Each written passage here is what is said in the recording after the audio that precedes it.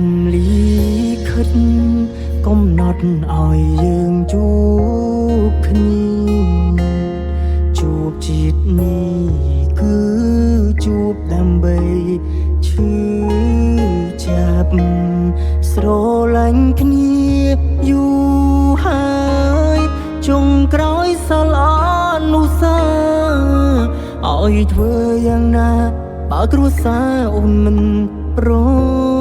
ណីព្រោះបងក្រព្រោះបងមិនសមនឹងស្រីបងគ្មានទ្រព្យធនអ្វីគប់ចិត្តម្ដាយអូនកូនពងរត់ឲ្យឃ្លៀតមិនឲ្យយ៉ាងបានជួបជូ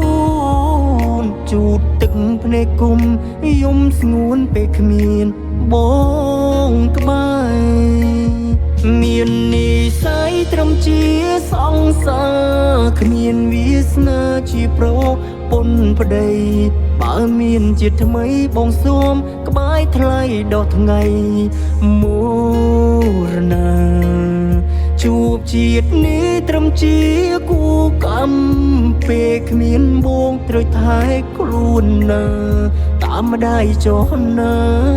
វាសនាអូននឹងបានខ្ពស់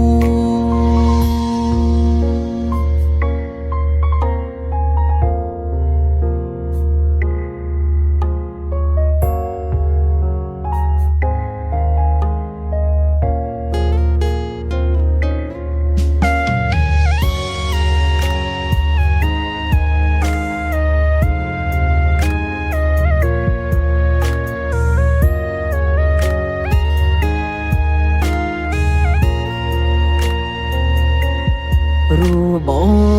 ក្រព្រោះបងមិនសមនឹងស្រីបងគ្មានទ្រព្យធនអ្វីគប់ចិត្តម្ដាយអូនកូនពងរត់ឲ្យឃ្លៀ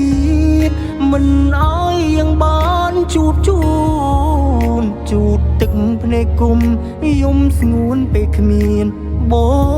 ងក្បែរមាននិស្ស័យត្រឹមជាសង្សារគ្មានវាសនាជាប្រពន្ធប្តីបើមានជាតិថ្មីបងសូមក្បែរថ្លៃដល់ថ្ងៃមរណាជួបជាតិនេះត្រឹមជាគូកម្មពេលគ្មានបងត្រូវថែខ្លួនណាតាមម្ដាយចុះណាវាសនាអូននឹងបានខ្ពស់មាននិស្ស័យត្រឹមជាសង្សារគ្មានវាសនាជាប្រពន្ធប្តីបើមានជាតិថ្មីបងសូមក្បែរថ្លៃដល់ថ្ងៃមរណាជួបជាតិនេះត្រឹមជាគូកម្មពេលគ្មានបងត្រូវថែខ្លួនណា